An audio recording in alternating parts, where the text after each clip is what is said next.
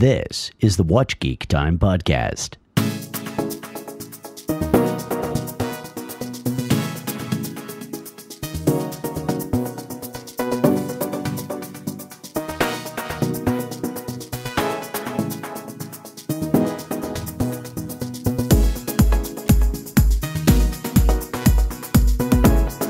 Thank you for tuning into WatchGeekTime.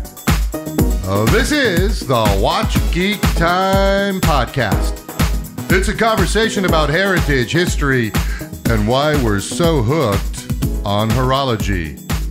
So sit back, relax. We're going to talk about everything from watches to watches. The WatchGeekTime podcast is recorded live on Saturdays from 2 p.m. to 3 p.m. Pacific Time. And it's also streamed live at WatchGeekTime.com and on Apple TV. I am your host and resident Watch Geek, Scott Goldman. On the boards, as always, is Jody. Hi there, Scott. Hello, Jody. So, I noticed you got a new one on today, Joe. Yeah, I brought the, I've got a Citizen here. It's the Eco Drive. The Eco Drive, which means? It's solar, believe it or not. Solar. So you have to wear it outside. That's right. So essentially, it's not powered by a battery, or a solar battery is what it really has. So it's almost pure. And what does it do? It tells me the time. Of course it does. Well, as most watches we hope will do, they will tell you the time. Well, I tell you what do you think about this new beauty, baby? What do you think of that? That is a beautiful piece.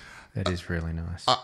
Since we're doing audio here, I just took delivery of my first Ulysses Nardin. It's a maxi diver.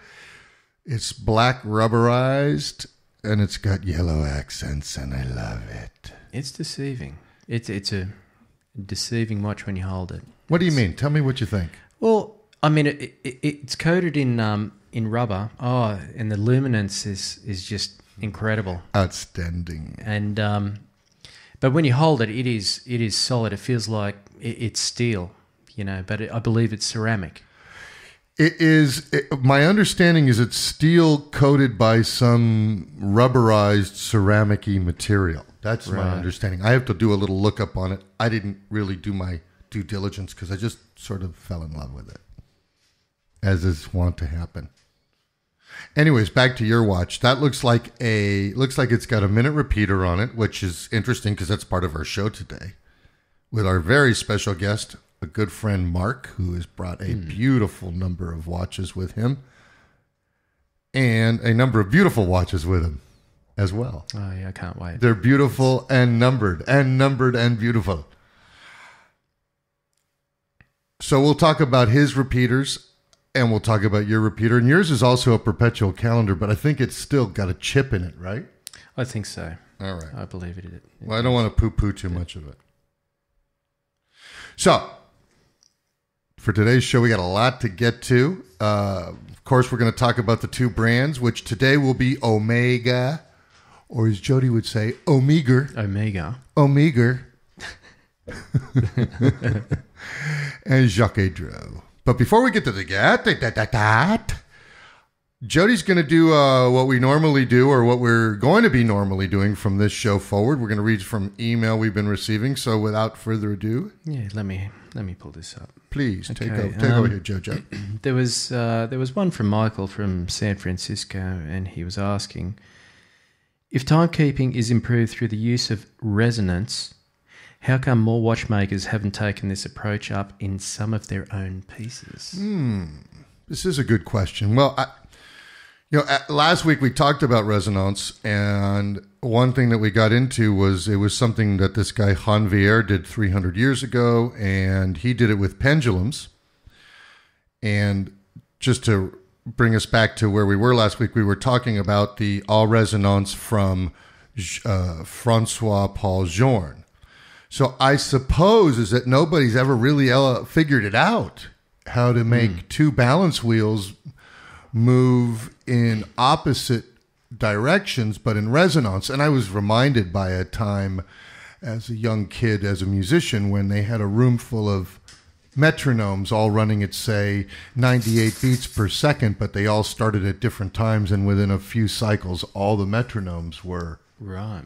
in resonance. So it's certainly an interesting phenomenon, and I think it relates directly to the vibrations of each heartbeat of the machine. It is incredible to watch, though. Seeing it in the watch, it was Really just unbelievable, incredible. no doubt. So what was do you have any thoughts on why nobody's been able to do it? Do you think it's just a difficulty factor, or just... I think it must be. Maybe it's just... Maybe they tried it and it was just... It certainly can't be easy, right? No. Yeah. So the next, we have another email? Yeah, there's one here from Danielle from Westlake, and she asks, which watch brand tends to hold its value over a long period of time? Are there watches that are considered a good investment? Yeah. Well, I think those of us who have large watch collections would be very hard-pressed to say that any watch is a good investment. But certainly, Danielle, to your question, watches themselves are not good investments. However, there are probably a number of brands that will tend to hold their value longer, and some will even increase in value depending on their rarity. Of course, Rolex is one of those brands. Ironically, it's those Rolex watches, Jody, that are not made out of precious metals. They're made out of like stainless steel that are the most popular, like an old Submariner, whose dial is all patinaed, or an old, what would be known as a Paul McQueen. I'm thinking Steve McQueen. A Paul Newman Daytona, all patinaed and all strange. Those tend to be worth a lot of money for some reason. I don't understand why. And strange as it may be, the truth is that watches made out of precious metals, like gold and even platinum, tend to hold their value the least. So a lot of watches that are made in limited runs, or sometimes referred to as limited editions, also tend to hold their value longer than the regular runs of watches. So this is something Panerai has been really good at. Yeah. What are the Panerai so-called LEs, limited editions? Anyways, if you have a question or even a comment, please email us, scott@watchgeektime.com. Jody, as you know, for each show, we focus in on two brands, and this week we're focusing in on Omega. Omega. It's Omega. Omega. And Jaquet Droz. And, of course, stay tuned. After the break, we're going to come back, and we're having a great guest in studio who's brought some beautiful, beautiful pieces for us to discuss. So, because we have a jam-packed show, I'm going to jump into Omega here very quickly. It was founded in 1903 by a guy named Louis Brandt. And actually, Omega was born 50 years prior in Le Chaux de Fonds, known as La General Watch Company. Louis sold pocket watches that he assembled himself, and he sold them in Italy and in Scandinavia. Great Britain was his chief market, and by 1894, Louis's sons, Louis Paul and César, had also joined their father's foundry, and they had pioneered a really kind of cool and maverick in-house way of manufacturing pieces and components for different movements, so you could interchange them. They found a nice way to make one set of wheels that would work across all of the movements, or one set of mainsprings that would work in all the movements. And this was considered maverick at the time. And what was really interesting in these particular watches became known as the Omega line from La General Watch Company. And then in 1903, the company officially became known simply as Omega. Now, it's tragic, but in 1903, both of the brothers, Louis Paul and César, died right after the company had changed its name to Omega, using the maverick manufacturing technique they had created, leaving one of Switzerland's largest watch companies with over 1,000 employees producing over 200,000 watches a year in the hands of Louis Paul's son. Wow. And that's 1903. 1903. Paul Emile Brandt, a mere 24 years old at the time. Is it commercial time already, Jody? I think it might be. Okay. When we get back from commercial, we'll finish up about Paul Emile. This is the Watch Geek Time podcast. We're going to step aside so that the man can have his due and help Jody pay for that beautiful Citizen Repeater Perpetual calendar. We'll be right back. Thanks for listening.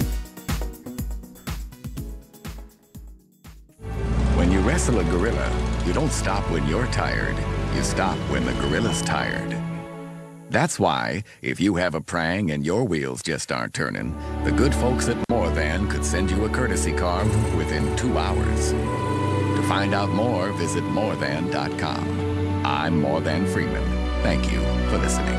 Excludes Northern Ireland. Offer may be withdrawn at any time. Terms and conditions apply. Comprehensive cover only using our recommended repairers. There is a watchmaking standard that is revered around the world. That standard comes from Rolex.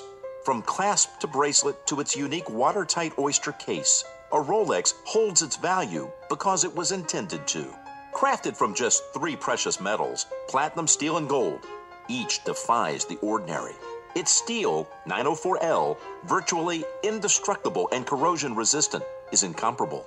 Its patented Ever Rose Gold, created in an exclusive foundry, will remain beautiful for life. Inside, a genuine Rolex movement is a product of superiority and remarkable testing. It is unrivaled. At Rolex, flawless standards create more than a watch. They create a value that was meant to endure. For a complete selection of Rolex timepieces, visit your official Rolex jeweler. Available at Lux, Bond, and Green Jewelers, Westport, Greenwich, and other locations throughout Connecticut and Massachusetts, where every box has a story. This is the Watch Geek Time podcast. I'm on my way, I'm making it.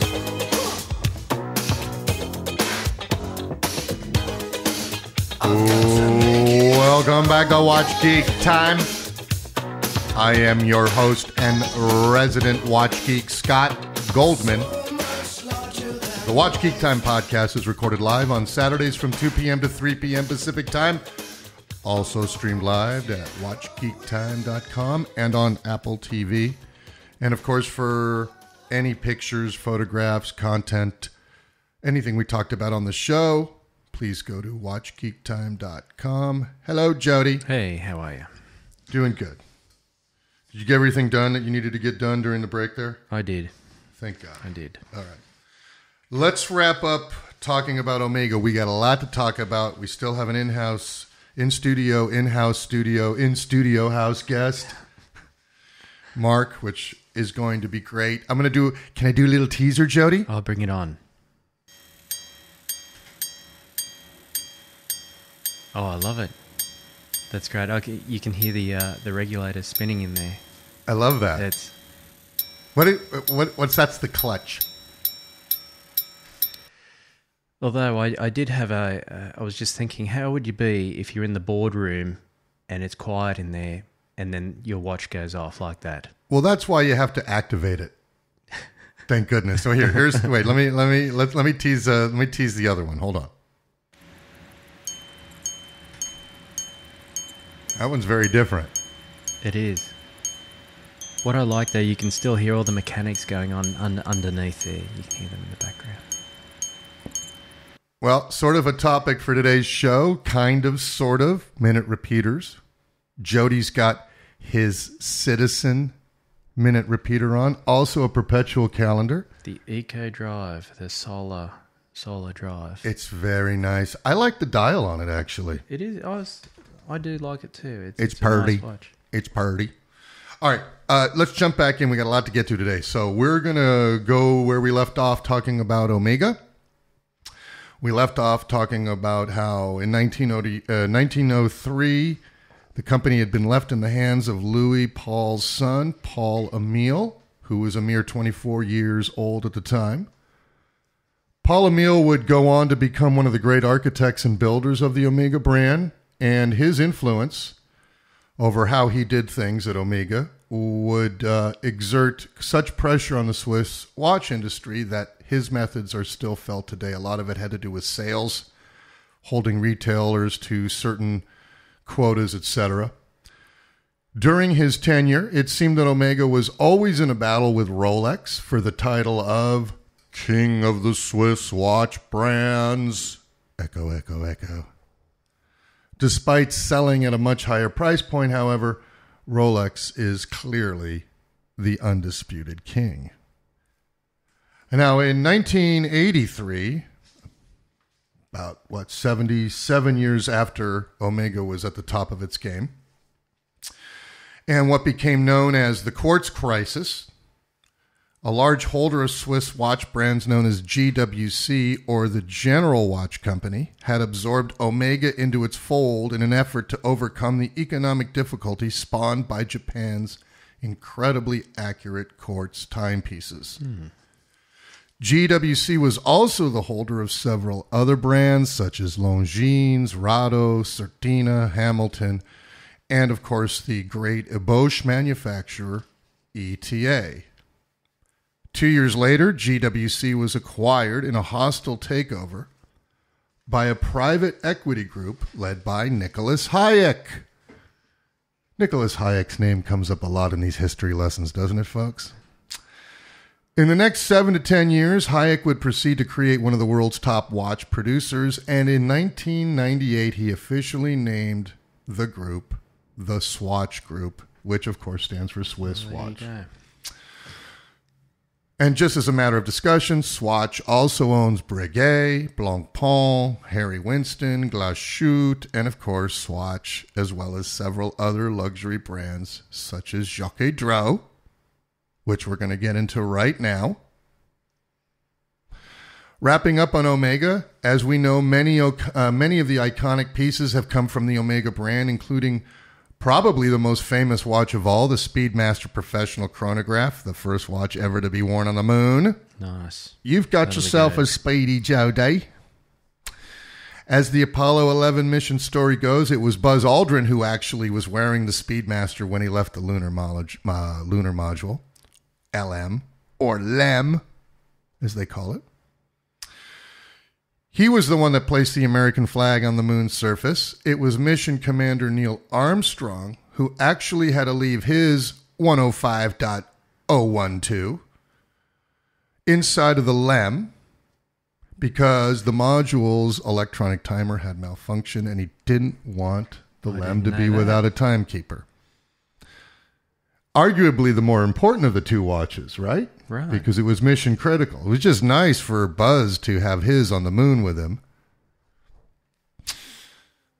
Armstrong's watch is now on display at the Smithsonian, but in his book, Return to Earth, Aldrin discusses how his Speedmaster was stolen and hasn't been seen since. Can you imagine what that was? Yeah. Wow. A watch like that, once it surfaced, it'd be like the Marie Antoinette from Breguet, I guess. It's not the watches themselves, but the stories these watches could tell, I'm telling you. Exactly. Yeah. Had they been on the moon, they've been on the moon. You know, now that I think of it, I wonder, does gravity, if they're in a zero gravity atmosphere, does it play a big impact on those watches? It's interesting, and I'm sure that one of the reasons Omega was chosen as the watch for the moon is because they had done zero gravity testing. Right. On the watches themselves, making sure that the lubricants and the timekeeping wasn't adversely affected by the lack of gravity. Yeah.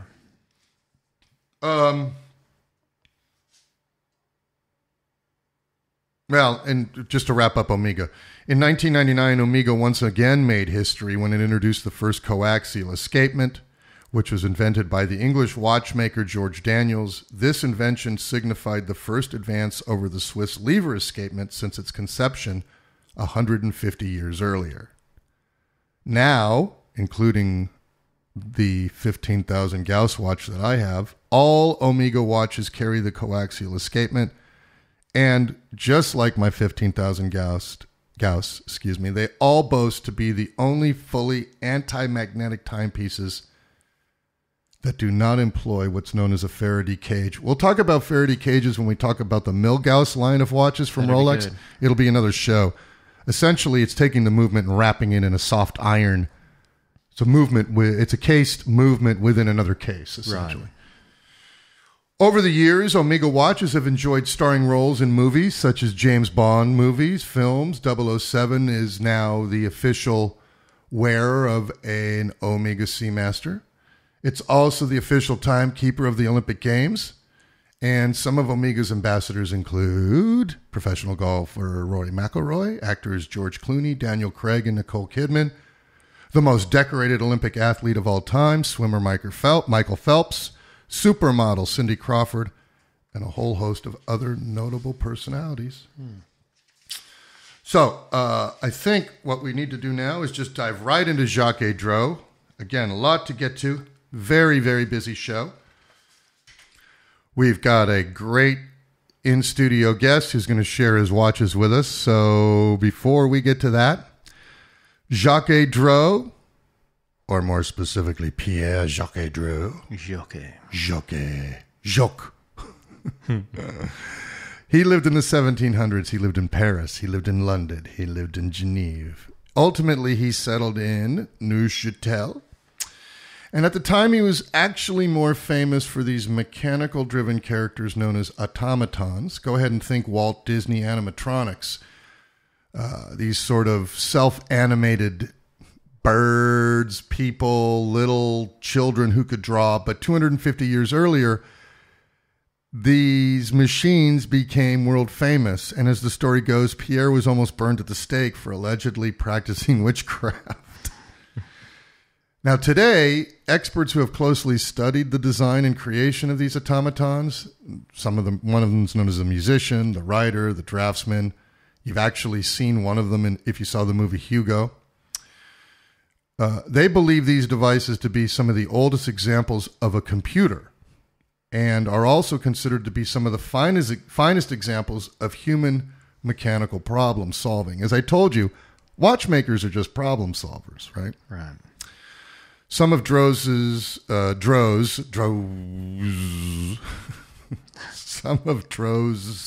other automata include singing bird boxes. Oh, they're incredible, actually, because they employ these Fusee-driven movements developed entirely by Droz himself. The birds whistle, sing, and the whistling is actually achieved by placing a miniature pipe organ which is fitted with close-fitting pistons, and they move up and down and pull in air and spit air out. They produce they're this. Great. They're like little mini bellows. They're tiny, tiny little bellows. Absolutely fantastic. It's incredible. Yeah, and he made about 100 of them.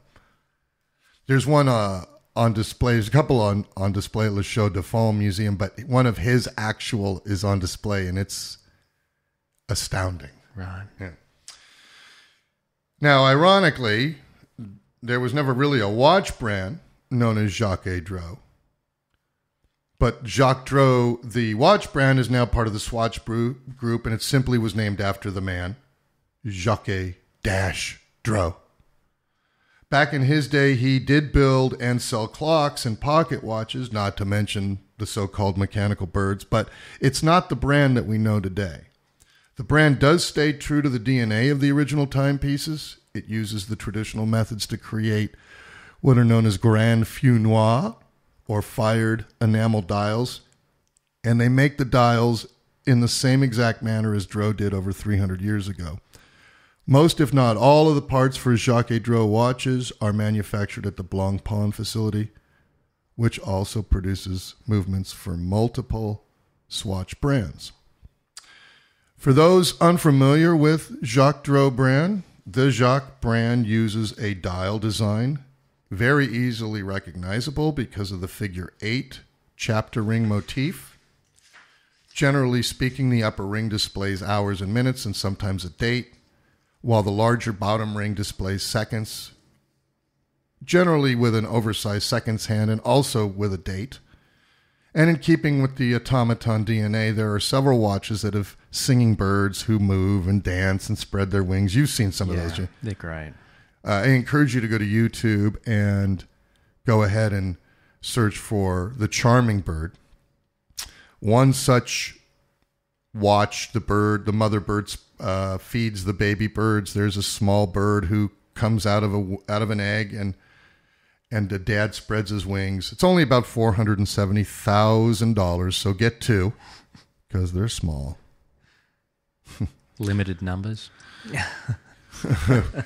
Well, it was ironic. I did an article recently about the timepieces you can find in Las Vegas, and Vegas has really become the new Qatar. I was really surprised going into the facility next to the area. I think it's called the Crystal Palace. Okay. And Audemars Piguet is there. Richard Mille is there. The Tourbillon boutique is there. Winston is there. I was really darn impressed by the number of very high-end luxury brands occupying the building. But there's also a lot of pretension there. Right. I mean, the managers look at your wrist the second you walk in, and unless you've got a timepiece that's over $20,000, they don't even have the time of day for you. Right. But the guy, I must say, Jaquet Droz in the Tourbillon boutique, he was very accommodating. If I asked him if he'd ever seen a bird repeater, you should have seen him turn bright red. He went, "Just wait here, sir." And he showed up with it. And there's only 8 of them. So with that, we're going to bring in our first guest. Before we bring in our first guest, if you have any questions about the history we just discussed of these great brands, of course, feel free to email us at WatchGeekTime.com. That's TheGeek@WatchGeekTime.com. Now, we have an excellent guest in with us today. Mark is a prolific watch collector and an all-around great guy. He's going to highlight some of the top pieces in his collection. The other night, Mark was gracious enough to take me to the FP Journe boutique. Oh, that would have been wonderful. Well, we'll make sure you go to the next one. Right. We got to drink. We got to drink 18-year-old scotch. We got to be the first people who actually saw the new 42 millimeter version of Journe's new Octaline, the Divine 8-Day. Oh my goodness. Yeah. It's fantastic. So without further ado, we're going to step away for just one quick commercial. And when we come back, Mark's in studio. This is the Watch Geek Time Podcast. We'll be right back.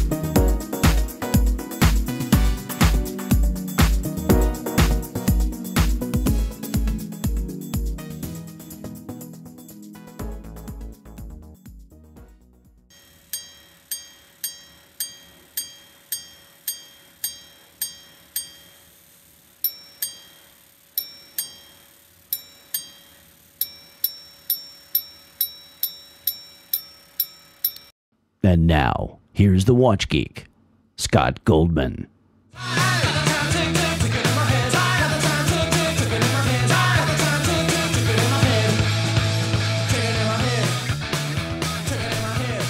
Welcome back to Watch Geek Time.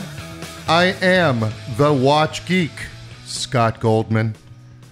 As always, with me is Jody. Hey, how are you? Doing well. How are you? Good. Doing good. What do you think about that watch you're wearing today? Well, I like it. I don't know about you, but I think the citizens are all right. I think they do good. It's cute so long as you walk out in the sun with it, I guess, every once in a while. Yeah, the old Solar. The old Solar Drive, it's great. Well, we're going to talk about your specialty watch in a minute, but before we get to that, welcome to the studio our good friend Mark. He's an avid watch collector.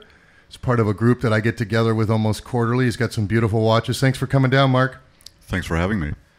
Before we talk about some of the specific pieces that are in your beautiful collection, let's talk a little bit about what got you into watchmaking. What really got me into watches was I bought a Land Rover Defender 90. A car? Yes. Okay. So a car got you into watches. Pretty much. Yeah. It's mechanical. It was okay. As most cars tend to be. But But what about the specific car got you into watches? What ran you down the road? Why was this the gateway drug? What happened was, it's kind of an unusual truck in the first place, and so it's a kind of a niche community in and of itself. You know, the Defenders, they only imported around 8,000 of them. What year? Tell me what year, please. It's a 94. Okay. And there's a couple bulletin boards here in America that are devoted to them. One of which is run by a guy down here in Torrance, a friend of mine. And one of the threads on there was about watches.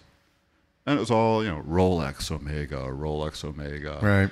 And at the time I was wearing a Swiss Army co-branded Land Rover quartz watch. And all of a sudden I decided it's time for a grown-up watch. Did you buy the Land Rover watch because of the car, or did you already have it? Of course. No. I bought the watch because of the car. I was in suspense there because I hate to break in, but I know the thing with British cars, they always have a clock on the dash, like Jaguars or Rovers. Or Rolls-Royce. Rolls-Royce. There's always a watch or like a clock Yeah. on the dash. I was waiting for that. Did the Rover have... It's got some stupid little quartz clock. Was it a Okay. Swiss Army, Garbage. though? Was it Swiss Army in the Range Rover dash? No, it was not. Okay. No. But what happened was there was this thread on the Land Rover board about more grown-up watches, and so of course I started reading it, and I ended up looking at Rolexes and going out, and I bought a Rolex Explorer 2. Good. As one does. Always a great first watch for most people serious about getting a watch. But you know what I say? It's not a watch.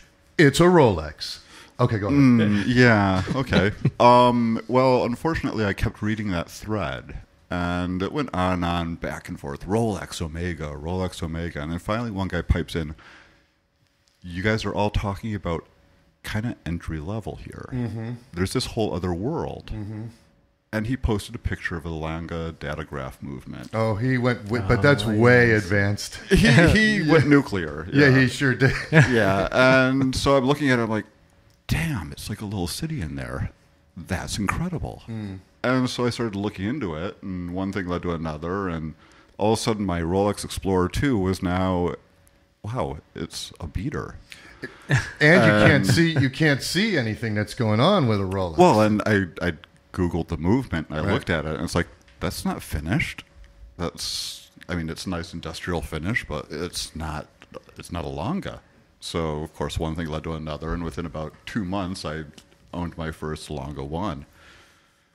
And one thing led to another, and then shortly after that, I ended up with a Brigade Tradition. And Hold on, you're going too quick. Let's back up to the Langa 1, because as most of the listeners will probably agree, that's quite a jump. I went from my Explorer 2...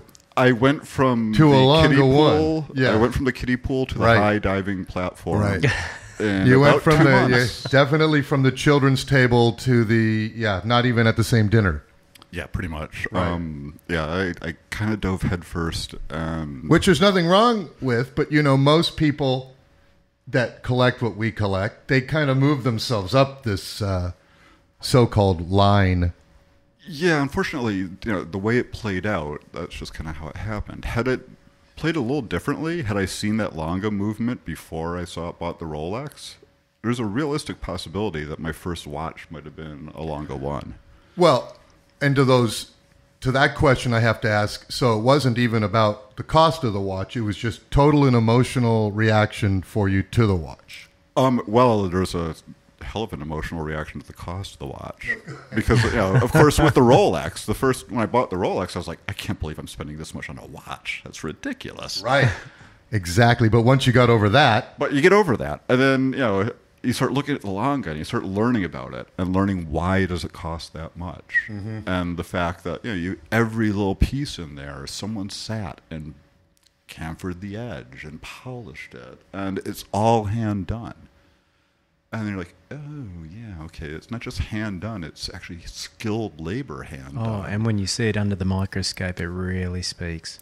It sure as hell does, yeah. And so all of a sudden it's like, that Rolex is great, but it's really not where it's at. It's it's a totally different class of watch. And no, it is. And not only did you take a step way up, as we all agree. Oh, I went badass flat out. You went right to the Saxon world. You went right past whatever Switzerland has to offer, and you jumped on that Glajute train with expedience. And I'm fascinated by this, Mark, because that's flat out fucking ballsy, honestly, in this world. It's just kind of how it played. And again, part of it was ignorance. Had I really known more about paddock at that point, maybe it would have played differently then too. But something about the Longa 1 just really sang to me. And that Longa 1 now is just part of the collection, something you wear a little? Or don't wear a lot. I wear it on a semi-regular basis, and I don't see it leaving the collection ever just because it's for those who know, it's 101.030. Which would be the white gold with a slate gray dial. It's been discontinued for a number of years, and it's a gorgeous combo in my mind. If you don't mind me asking, Mark, how long ago was that you developed that interest? I want to say that was about 2009. Okay. So, yeah, I believe I got into this all about 2009. Right. And it's just accelerated rapidly ever since. That's great. Yeah. So the Longa 1, still part of the collection, the Explorer?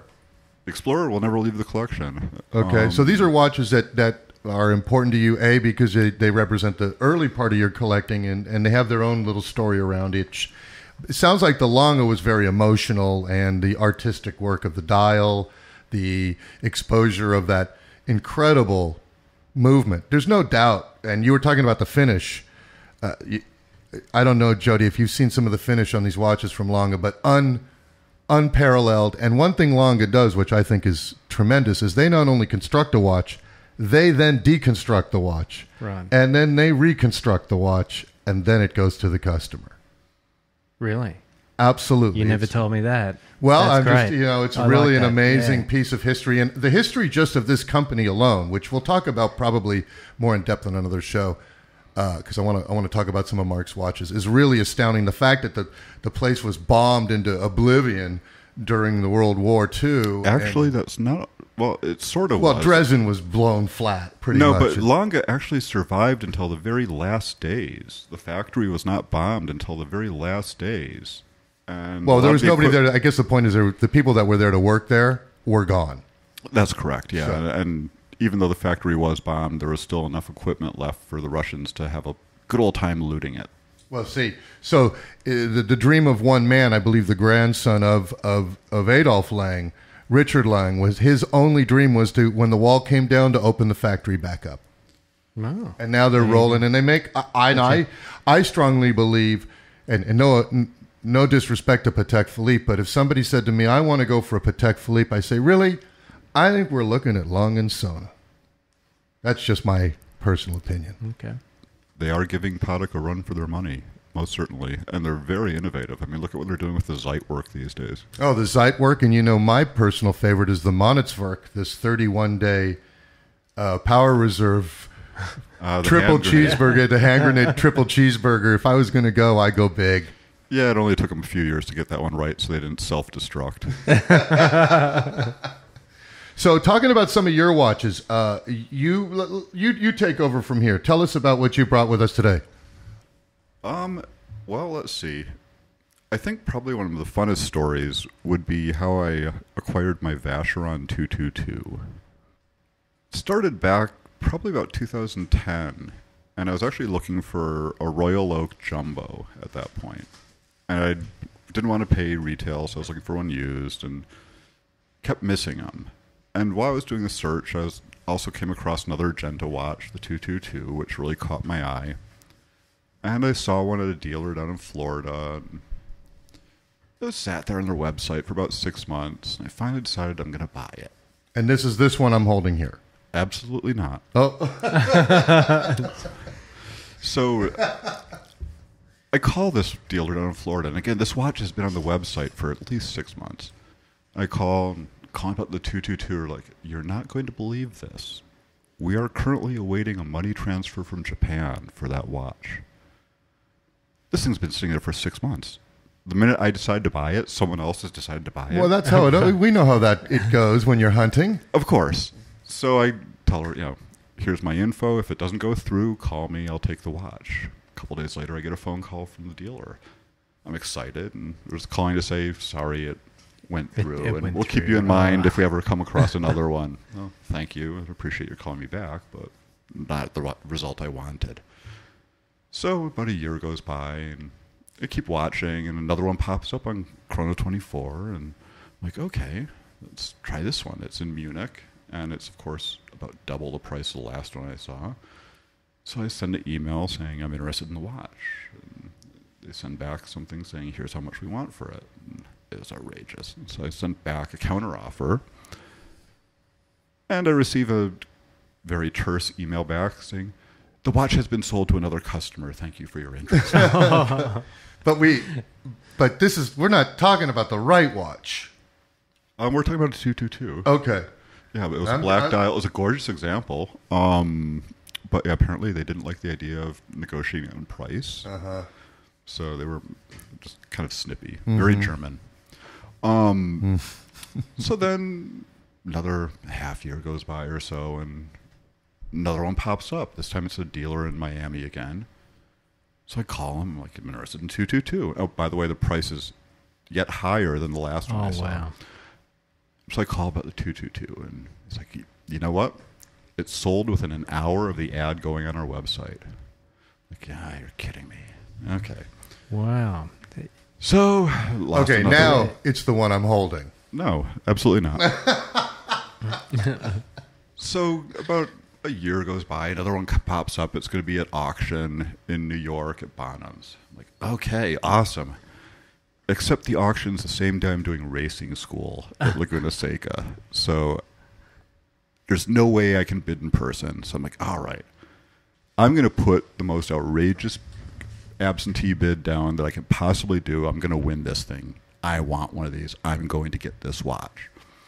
So I put down an outrageous bid and do racing school. And we go to dinner that night, and a friend of ours is checking his phone. And he's like, oh, here's the results. It sold for higher than your bid was. Wow. So I contact him the next day, and it's like, no, sir, you didn't win. Ugh. Damn. I can't believe So someone you're three and out now. That's 4. That was number 4? 4, I think. That's number 4. Yeah. Wow. And so I'm like, damn, I can't believe that anyone paid that much for that watch. That's just ridiculous, because it was almost 3 times what I saw one for just a couple years earlier. So whatever. Okay. So half a year later, I'm looking at an article on one of the websites that mentions a dealer in Miami. I'm like, I haven't looked at their inventory lately. So I'm check out their website. They have the most amazing IWC aqua timer. So reference 1816 from the 1970s. Just deadly if you're into dive watches. So This is the one I'm holding. it is. Thank God. Yeah, you finally got one right. Yeah. So, okay, I need this dive watch. And it was priced pretty well. So I call him. I'm like, yeah, I'm calling about the IWC 1970s engineer. I was like, oh, you mean the jumbo? I'm like, I'm sorry, I meant the aqua timer. And so we discuss it and come to an agreement on the price. And I'm like, wait a second. You have a engineer jumbo? Yeah, we do. It's not on your website. Oh, yeah, we have stuff not in inventory, or in inventory that's not actually listed on the web. Oh, okay. Well, what would you do for both of them? Because this is shortly after Genta had passed away. Right. So, so we come to an agreement on the price. And that's the watch right here, this jumbo. The classic IWC Royal, or not Royal Oak, Genta jumbo. Well, the nicer version of the Royal Oak, in my opinion, version of the Royal Oak that should be. This is fantastic. Tell me about this watch, Mark. It's the Genta Engineer. It's the beginning of the Engineer line, as far as we know it today. And the dial is hand done, no? I don't know that, to be honest. Looks like it's got some hand turning there. I doubt they did that by machine back in the day. I know it's got the amagnetic iron inner casing on it. But okay, so it's got like a Faraday cage? Basically, yeah. Okay, so that's the Engineer being the anti-magnetic line from IWC. I don't know if it's the anti-magnetic line, but a lot of their watches, the IWCs, have the inner iron core to prevent magnetism. But anyway, so we come to an agreement on the 2 watches. And I'm like, well, no, if you have stuff that's not on the website, you don't happen to have a 222, do you? Why, yes, we do. I'm like, oh, you're kidding me. That wouldn't be the one I'm holding here, would it? Maybe. Thank God. So I asked him the price. Oh, wow. That's fair. And the price is, of course, higher than the price at the auction was. I'm like, yeah. Significantly higher or just slightly? About $5,000 higher. Do you think so? You think they tracked that auction, obviously? Well, let's put it this way. Yeah. I'm like, okay, how much for it? He gives me the price. I almost swallowed my tongue. I'm like, okay, let's just do the IWCs. I'm going to go do a wire transfer. So I go jump in the shower to get ready to go to the bank. I'm sitting there. I'm like, why the hell don't I own a 222? Part of the reason is because every time I see one, get priced out. They're more expensive than last time. Right. And I'm like, God, that's too much. And by the time I wrap my head around the number, it's already sold. So I get out of the shower, I call him back. I'm like, damn it. You know, I keep missing these. You've got one. What can we do on all 3? That's it. So we come to an agreement on the price. I'm like, you know, I need to go ahead and do it. I keep missing them. I just missed one in December. And this guy's like, oh, was that at the Bonhams December 12th auction in New York City? And I knew. I'm like, yeah. He's like, oh, it's the same watch. It's that. It's the exact same watch. Now I really get to say, wait a minute, you mean this watch? Yes. Yes, this 222. It's the exact same one I was bidding on. Fantastic. They're the guys who outbid me. Fantastic. So it seems like it was fated that it was just, this would finally be my 222. So it's those 3 pieces came all at one time. Yeah, it was a very expensive afternoon for a Yeah, dive. I'm sure. Well, great. Well, hold that thought. We're going to take a step away for a sec. When we come back, we're going to talk about a few more beautiful pieces that Mark brought with him. It's the Watch Geek time, and here's the man so that Jody can afford that citizen. I'm looking for it. We'll be right back.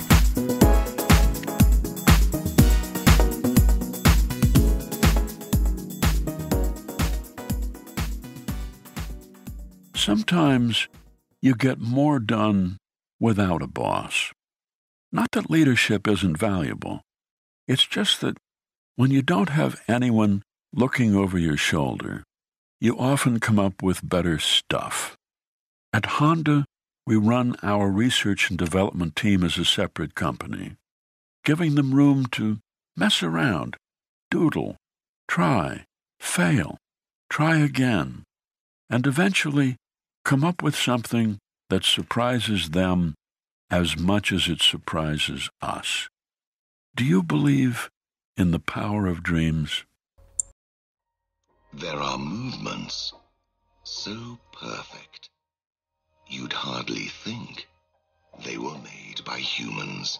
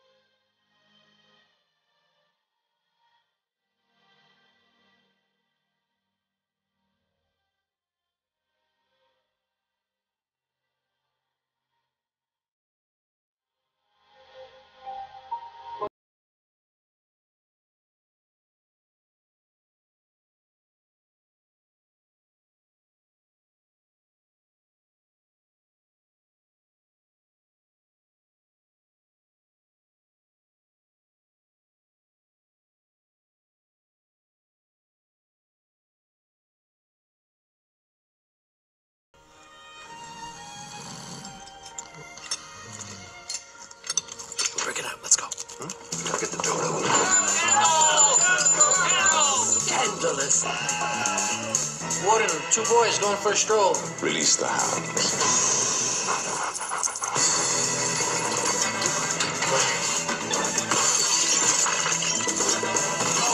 My spleen. Now what? It didn't work. Hit him with the Kenny G. Oh, I love this song. Focus. 9 count. yes or no? It's a trap. Nonsense. My father owned one.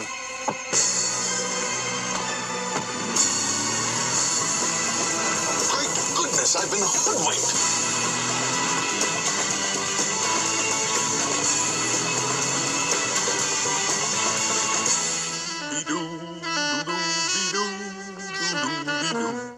And now, here's the Watch Geek, Scott Goldman.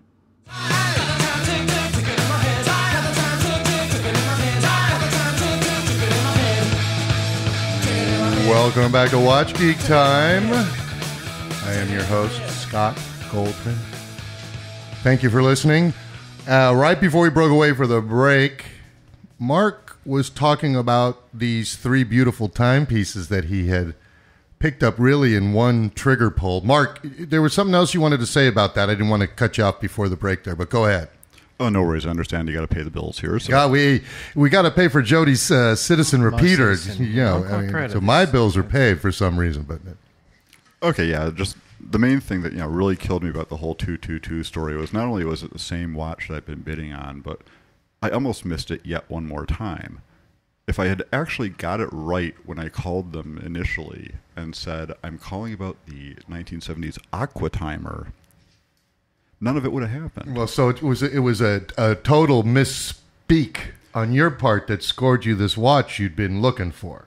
Well, not just that, but it also scored me a Genta Engineer.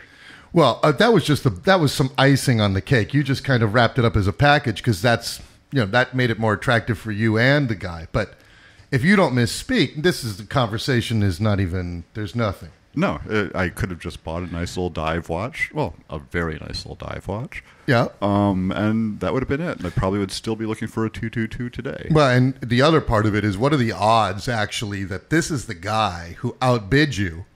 Yeah, we had a nice little laugh about that. I'm like, you're really going to charge me $5,000 because I couldn't bid live? You're goddamn right I am. Oh, yes, he was.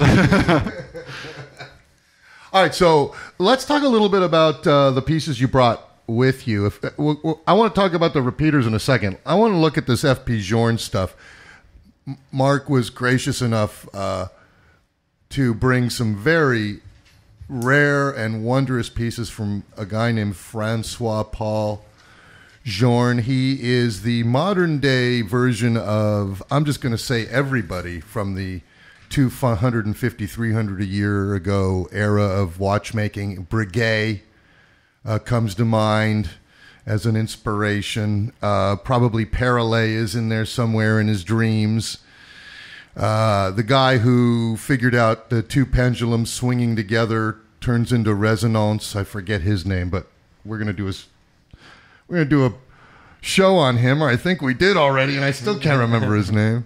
Anyways, any other great watchmakers come to mind that you think influenced Journe, Mark? I'm sure everybody who's come before him has influenced him, but really, when you talk about Journe, the one that always comes to mind is certainly Breguet. Clearly, and I don't even know how some of these guys do it, but to me, one of Kari Voutilainen's top inspirations was Breguet. I know George Daniels thought, if you're going to go into this, you better come up with something at least as good as Breguet did. So with that in mind, let's talk a couple about these pieces here. I'm fascinated by this octa, or these octas that you brought with you, and let's start with those if you don't mind. Okay, I've got the Octa Sport in aluminum. I've got both the bracelet version, and I ended up buying the version on a rubber strap. And I do have to admit, I do have a small gripe with the fact that you can't just change the bracelet and the strap. You have to buy two different models on it. Well, but of course, Francois-Paul would say, so? That's pretty much what he did say, in fact. Yes. So yeah, I ended up buying the second one just because I wanted to complete the collection. I knew that they had just discontinued them in aluminum, and so I actually approached the boutique to see if there was one on the rubber strap still available, and they actually made one for me. So for the audience, I'm looking at a roughly, I'm going to say it's a 41.5 millimeter. No, I believe it's a 40 millimeter, actually. 40 millimeter, okay. It looks a little bit wide. It's got these really cool... It might be 42. I don't remember what Pierre said the other night. I think he did say it was 42. It might be a 42. I come think of it. This one is really incredibly light. I think it tuned in at 53 grams from your picture there. Yeah, actually, just out of curiosity, I threw them on a scale last night, and on the bracelet, it was, let's see here. Bracelet is 54 grams. 54 grams, this watch. And the watch on the rubber strap is 52 grams. Oh, the one I'm holding is even lighter. So yeah, it's get the heavy one. Pick that one up, Jody. I want to get your reaction to the one in the middle. And that's on a bracelet. Oh wow! So the band itself, is it aluminum? Yeah, it's aluminum and rubber. And an interesting thing on these, if you look closely, and all of you at home are going to have to just Google some images, it's designed so that none of the metal will ever touch a surface if you lay it on a flat surface. So if you lay it on a table, the rubber I see it. is all raised above the level of the aluminum. You're right. And so the rubber will touch, but the aluminum itself will never touch. Which is either absolutely and totally functional or just a really nice finish on the watch, or both. I can't tell. I'll put it down for both. Yeah, you'll go for both. All right. That is a beautiful finish, though. That what they've done with that. That's as Mark mentioned. You can certainly see any of these images. Google, just Google FP Journe and hit the images button. But also on our website at WatchGeekTime.com, images of all the watches we talk about are always visible on the website. And in this case, we are talking about the Octus Sport in aluminum. Octus Sport in aluminum on an aluminum bracelet and an Octus Sport on a rubber strap. By the way, what's the power reserve on these watches, Mark? Oh, I have no idea. But I was going to say part of what makes them interesting is that the movement itself is also aluminum. The movement is all aluminum, yeah. Not only the case, but the movement. Oh, wow. That's great. I actually have an old JLC travel alarm watch that has an aluminum case. And that's the only other aluminum case watch I've ever seen. I'm sure there are more out there. But I've never seen one with an aluminum movement. I believe that is unique to Journe. I believe it is, and I think as we discussed the other night, it's incredibly difficult to do. And Journe is even... They have actually had enough of training. Yeah, no, they no longer use aluminum. They've switched everything over to titanium, which in my eye is just not as attractive as a watch. It's just the darker metal just doesn't work as well. Do you know why this particular power reserve scale on this dial does not have the hours showing where others do? And one thing also I wanted to ask you about, it's sort of a two-part question. Why does Journe put the power reserve backwards? Or what he thinks is normal, everybody else is doing it backwards?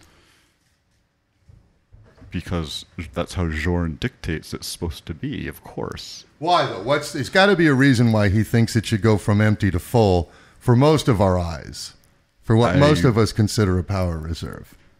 I don't have an answer to that. I've never thought to ask him when I've had a chance to talk to him, so I'll try and remember that for next time. But I'm curious. Tell him Scott wants to know, the Watch Geek. Tell him the Watch Geek wants to know, and he can go, merde. Okay. No, my guess is that's strictly an aesthetic issue more than anything else. I think it just probably is his eye. That's the way it looks good. Okay. I mean, and that's Fair certainly enough. a legit argument. You know, I personally think that the dial on the Octus Sports is fantastic. Oh, I love the watch. I think it's very, very well executed. It's fantastic. The attention to detail is unparalleled, and the aluminum movement is just spectacular. Nothing like it in the world. So. Well, and the fact that when you pick it up, it feels like it's some child's toy that came out that's of a box of cereal. That's the other thing. It's like, oh, wait a minute. I'm going to be using my 3D printer to make one of those next week. So.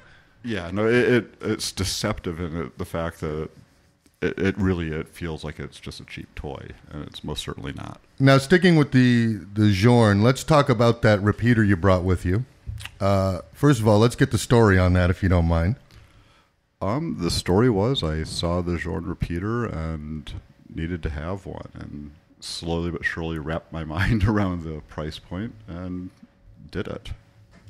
Now, and as far as wrapping your mind around the price point, obviously when we get up into this world of watches, I call this the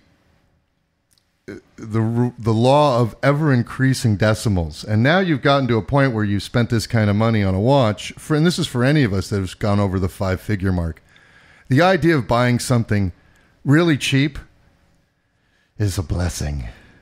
When you find that treasure you've been hunting for and it's under 10 grand, you just can't wait for it to show up, because you just a huge amounts of money have left our wallets on pieces like this. So go ahead without going too much on that.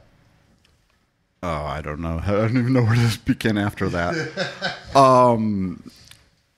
Yeah, no, I mean, there's a certain level of insanity that you have to reach in order to pull the trigger on something like this. I mean, the simple fact of the matter is the cost of this one watch would buy you a rather nice home in most parts of America.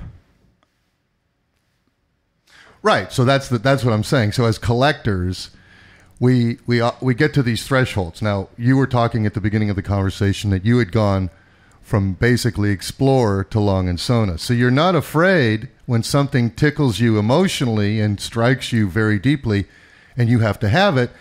As a matter of means, you're going to have it. Now, it takes some time to wrap your mind around it. I get it. Yes. Oh, yeah. I get it. And again, it's. I always think on one hand, I love that Journe Octa Divine you and I saw the other night, but I also love my home.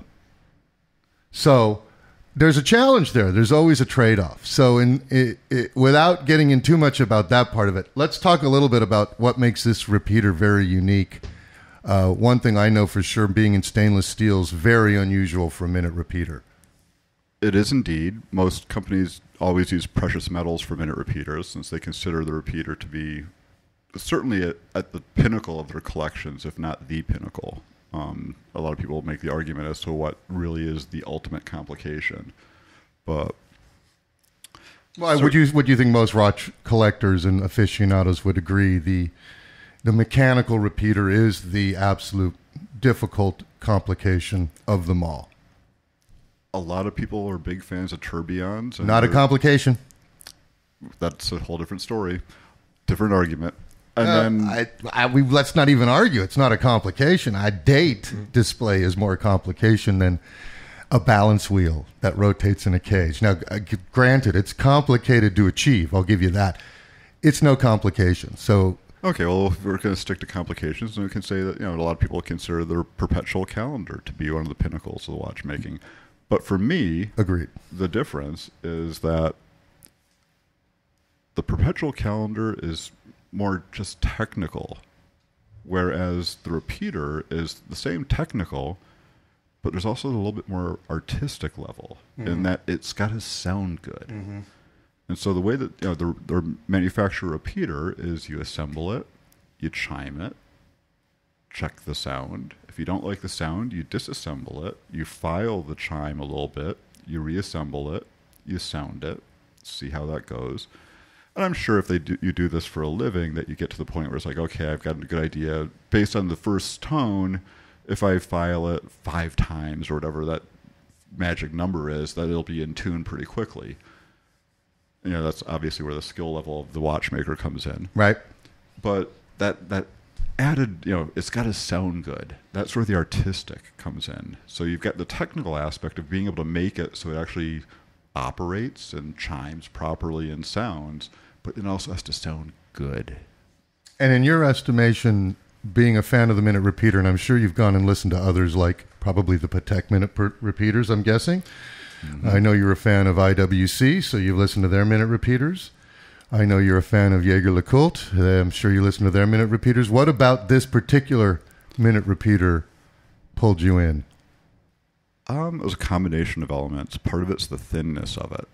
I don't know the exact measurement offhand. I want to guesstimate and say that it's about 7 millimeters, 8 millimeters. That looks about right. It's very thin. And just the way the slide mechanism is, most minute repeaters have a very heavy slide mechanism on the side of the case. The Journe's is incredibly delicate and almost invisible. You really have to look close to see it. And that's because it had to be waterproof. According to Pierre, yes. According to Pierre. And the only real giveaway on the watch is you do see the hammers in an exposed window on the face.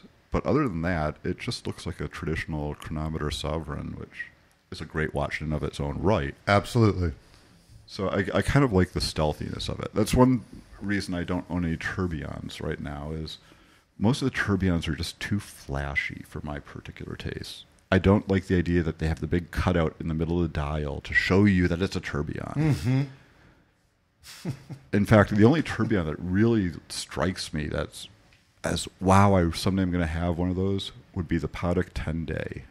And the one disappointment on that is that it says tourbillon on the dial. It says it on the dial, but it's on the back. And you know why Patek says they never expose their tourbillon? You know their silly reason is? Because it's not a complication? No, they have an even sillier reason. They count it as a complication. Believe me, they count it as a complication. I know. No, their whole contention is that, well, if we expose it, we have the potential of damaging the fine lubricant that we use, because light can seep into that little window and somehow affect the $1 million a drop oil that we use in our timepieces. Now, that's ridiculous. Yeah, it does smack of BS. Yes, of course it does. But I get what you're saying. You like the idea that the tourbillon is private just to you, and I like that too. It goes back to just my philosophy. I mean, part of it's the reason that I only own, not only, but most of the watches I own are white metals. I prefer something that's a little bit more discreet. And again, I love the fact that with the Journe repeater, I can wear that around town, and 99% of the people who look at that will think absolutely nothing about it. Oh, they have no idea what it is. We talked about that the other night. Most people don't. Stealth bling. Yeah, stealth bling. And it means something more to you. When you wear a watch, you wear it for you, not for anybody else. The true watch lover doesn't give a crap what anybody thinks. And speaking of minute repeaters, that Reverso, I want to get to that next. Let's talk about that. What's the story on that, baby? That was the first minute repeater I bought. The first of what will eventually, hopefully, be many. Right now, I've only got the two. The Reverso, it's one of the few exceptions in my collection in that it's a colored metal. It was one that they did in 1995 as part of one of their anniversaries. I believe it was the 175th, but I could be wrong on that. They did a series of 500, and I'm a fan of Reversos in the first place. I'm a huge fan of JLC. Right. And so this watch just became a must-have. This one, I had a bit of effort getting one, and that I kept missing them at auction just because of either the price was wrong or it was just bad timing on my part. Or so big hunt? Big hunt? A bit of a hunt. Yep. And actually, oddly enough, this particular example turned up yet again when I was at racing school. Oh, of course. Maybe you should stay out of the race car. That's actually, now that I think about it, you hear racing is an expensive hobby. Who knew that led to watches? Let alone watch buying. But it was funny because I was actually at racing school with a bunch of watch collectors, and we were all in the pits waiting for our turn on the track, and all of a sudden an email from a local gray market dealer came through, and I was like, oh, did you see Steve's email? And we started going through it, and I'm like, oh my God, he's got my Reverso repeater. So I immediately emailed him from the pits saying, hold that, I'll be back on Wednesday. And as soon as I get out of this fucking R8, I'll be there. I get it. No, it was open wheel. It was a proper open wheel. What were you guys driving? What they call Formula Skip Barber. Oh my God! Hey, I would just like to just break in here. I'm just looking at the movement here. Oh wait, you want to talk about watches and not cars? I do. Okay, go ahead. Actually, I'd like to talk about cars, but Mark, what's the on the face of the watch in the bottom right hand corner? There's like an open section on the face. And it's not a tourbillon or anything like that. Could you describe what I'm seeing here? It's what you're seeing is two hemispherical shapes, and it's actually, if you watch when I activate it to chime it, they spin. And what they do is they use centrifugal force to regulate the speed of the watch, to regulate the chiming rate. Great. So it's basically a governor. Fantastic. Let's do that. Why don't we go ahead and activate that and see what it does? Let's hold it up to the mic, if we can. Here we go.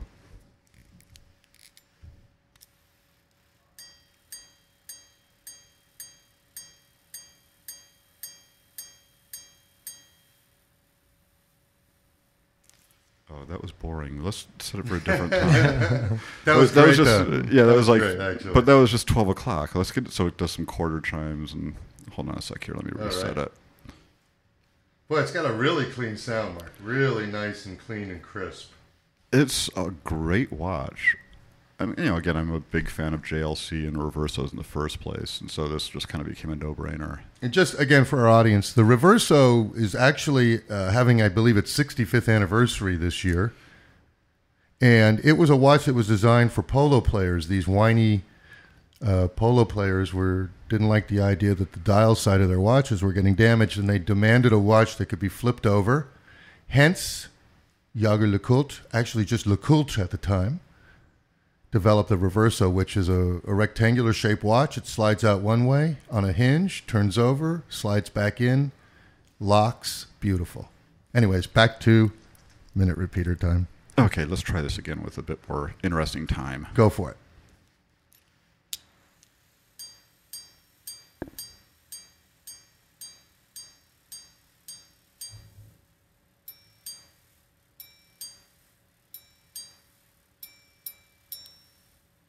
Why was the last chime lower? Or did I just hear it funny? I have never noticed that, so I couldn't answer. Did you hear it too? I did not. No, I have never noticed. I'll hear it in playback. Well, if you hear it in playback, I'm guessing just because that's the way it's winding down. No, maybe the spring is getting. Yeah, that's probably right. No, not necessarily a power issue. It's just it's completing its cycle. That makes sense because it was a big chime actually too. Does it have a separate power reserve for the? No, it's all off the main spring. Oh wow, okay. But you're charging it up when you slide that slider. Yes, you're charging up. You are adding energy to it. Yeah, because you'd pretty much unwind everything that mainspring had to make those chimes at 12. What was that? 55 just now, something like that. 12:58. No, 12:48. I was close. Yeah, my math is bad. I couldn't carry the 9. Oh, well, that music, the sound of that music that I hear means Jody's pushing the pot up on our theme song. So we're going to step aside one more time. We're going to play some commercials so that maybe I can have a minute repeater one day. This is the Watch Geek Time. We thank you for listening. We'll be right back.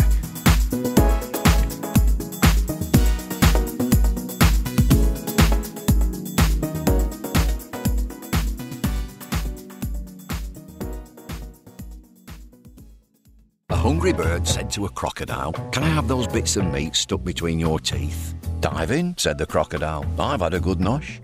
Next day, the grateful bird brought all his mates, and from then on, the birds were never hungry, and the crocodiles never had to fork out for a hygienist. And the moral is, goodwill spread around gets around. This story was brought to you by ING Direct, 92% of whose mortgage customers would recommend them to a friend. ING Direct, a decent way to do banking. Visit ingdirect.co.uk. UK residents 18 plus, 50,000 to £1 million subject to status. 92% based on ING Direct customer satisfaction survey, April 2011.